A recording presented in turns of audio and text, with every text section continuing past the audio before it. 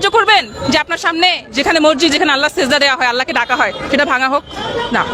হ্যাঁ, আপনি কোনোদিন সহ্য করবেন অন্যান্য ধর্মের মন্দির ভাঙতেছে, ভাঙা হোক? না। আর মাজার কি ধারণাটা কি? মাজারে আল্লাহর খুব কাছের নৈকট্যপ্রাপ্ত একজন ঐশ্বরিক, তার খুব নিকটের ঐশ্বরিক ক্ষমতাপ্রাপ্ত একজন মানুষ সম্মানিত, তার কাছে দুনিয়ার আপনার আমি কেউই না, সে পারলে উল্টা দিতে পারে সবকিছু। am I right or wrong?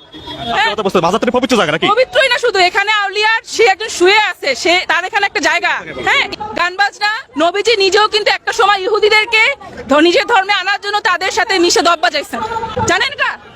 হ্যাঁ, মুসা আলাইহিস সালাম একদিন যাচ্ছিলেন, তখন একটা কাক দেখতেছে, ইয়া গুরু বলতেছেন। হ্যাঁ, তখন বললো তুমি ইয়া গুরু কেন বলো? তুমি তো ইয়া আল্লাহু বলবা, তোমার স্রষ্টার নাম ইয়া আল্লাহু। হ্যাঁ, সেটা শিখাই দিয়ে সে আল্লাহর সাথে কথা বলতে আসছে। সবাই জানে মুসা আলাইহিস সালামের ডেইলি কয় ভাই আল্লাহর সাথে কথা হইতো। তখন আমার আল্লাহ বলছে কি জানেন? ও মুসা, তুমি আমার কাককে কি শিখাইছো?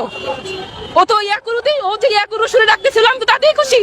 ও কি আল্লাহু ডাকার দরকার নাই, ও এখন ইয়াকুরু বলছে, ইয়া আল্লাহু বলছে, ও কি ইয়াকুরু শিখাই দিয়ে আসো। দ্যাট মিন্স আল্লাহ যাকে যেভাবে তাকে ডাকার চাইতেছে সে ডাকুক।